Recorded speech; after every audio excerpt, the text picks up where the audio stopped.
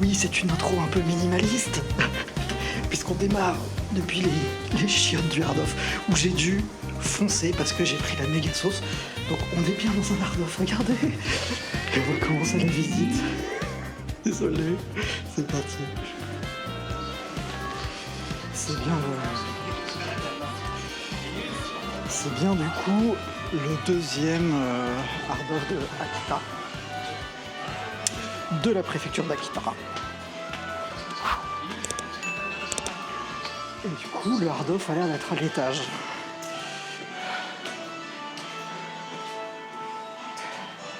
Donc, regardez-moi cette lampe. C'est de l'osier tordu.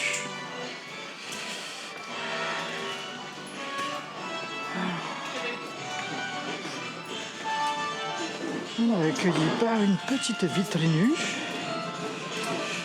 J'ai repéré un Sonic 3D. Donc là, on a du CurrentGen, quoique il y a un peu de Wii là. 3DS, Ocarina of Time, 1650.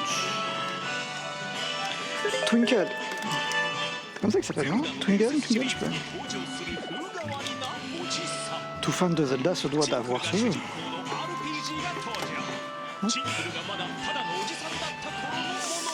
C'est marrant parce que les jeux PS5, ils décotent pas très vite, je trouve. Et j'ai même vu des jeux import, genre Dead Space. Et il était très cher, forcément. Oh, encore le meilleur jeu de la Terre, Golem. Donc pour ceux qui ne connaissent pas, c'est Clover Studio, hein. Ceux qui sont devenus ensuite à Platinum. C'est un genre de beat'em up complètement décomplexé, hyper violent et en même temps comico-cartoon. C'est trop cool comme jeu. Qu'est-ce qu'on a là en PS1?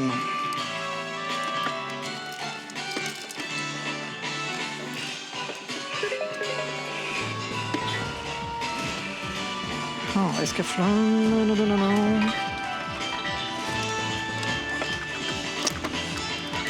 Oh, la musique est super forte.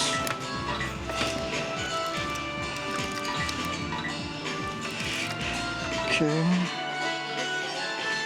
Pas grand chose, hein.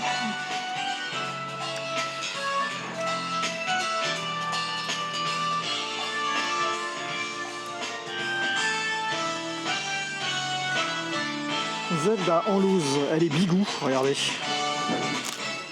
1650.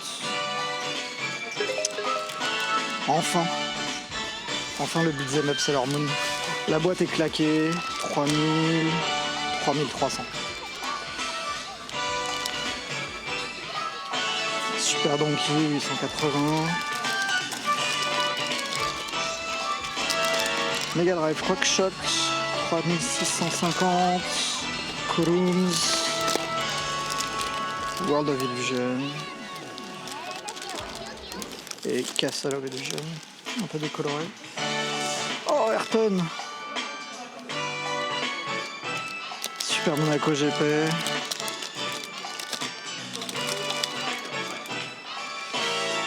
Qu'est-ce qu'on a? Memory card en boîte, PlayStation 2000. Ah, dommage, il n'y a que la moitié de la boîte de ce Zelda Famicom Mini. Sega Saturn en boîte, 11 000 yens. Ça va. Ça, c'est les pads pour jouer sur la Switch. Ok.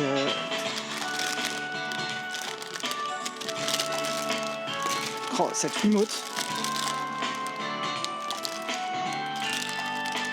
C'est Brazil. Non, elle est cool. Hop, qu'est-ce qu'on a en Game Boy, Famicom, tout est un peu mélangé. Il n'y a pas des masses de choses. Ça va être une vidéo assez courte, je pense. Sauf si la partie junk révèle des trésors. Je ne sais pas. Il y a un Oculus Rifto 15 000. Et là, on a quand même des manettes GameCube en boîte à 3300. dont la orange unique au Japon.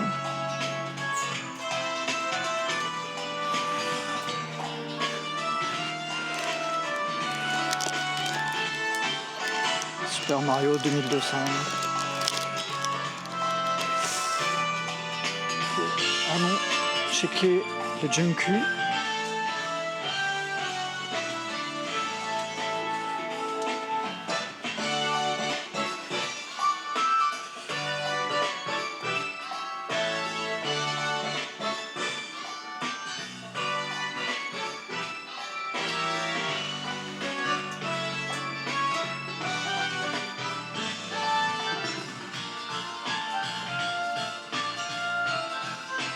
Alors, Mario Paint en boîte complet 3850 et la souris avec le tapis de souris Famicom 2750. On a un disque système à 6600 mais il y a la boîte. Un jeu The Best à Jimmy No Hippo que je ne connais pas.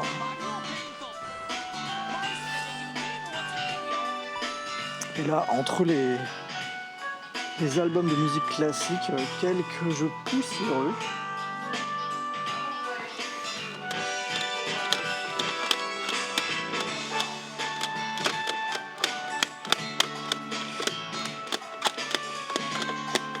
J'aimerais bien voir un jeu, ouais, histoire de voir. Voilà, FF8 330e. Il y a même des chances que on puisse le trouver au même prix, en meilleur état, dans les étagères non junk.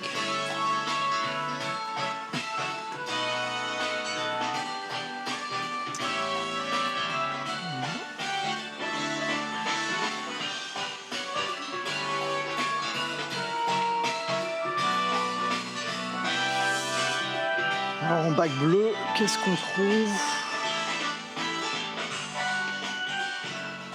C'est marrant comme ils sont vraiment tous différents les hard-off. Des fois ils utilisent des bacs bleus pour mettre des centaines et des centaines de jeux. Ça dépend vraiment des stocks, mais là on voit qu'en fait c'est rachitique. Hein. Tac.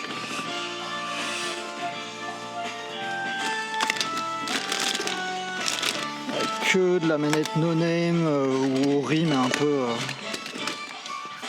un peu beaucoup jauni.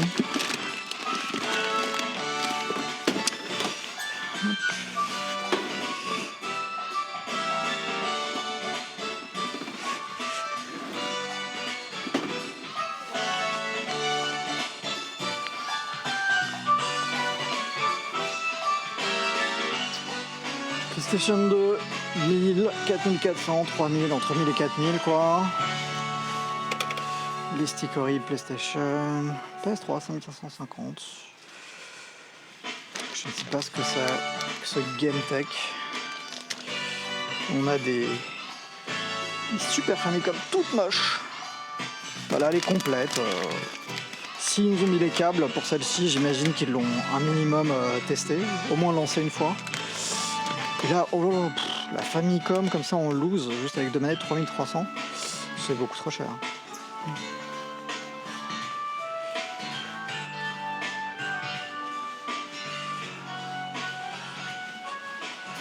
J'aimerais bien voir les saxophones, mais je pense qu'on va écourter. Hein. Ça sert à rien.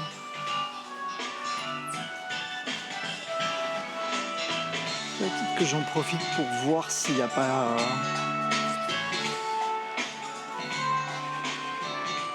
une section laserdisc là. C'est que des vinyles.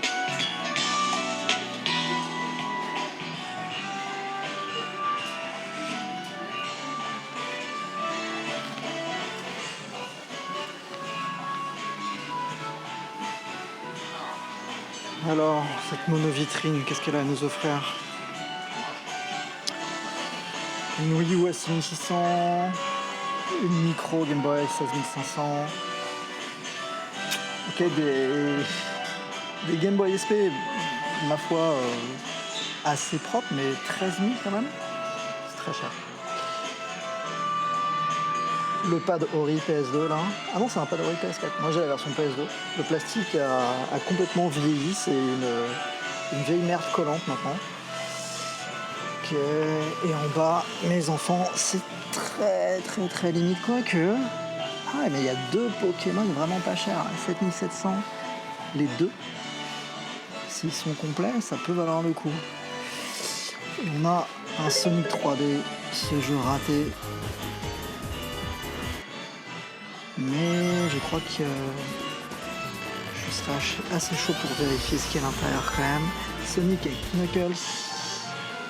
Ah, 24 500. Avec le fourreau et tout.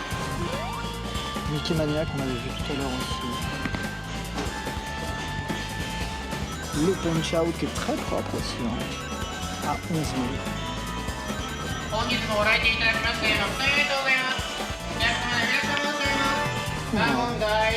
Super Scope, tout joli. Et contrôleur Denshonogo 2.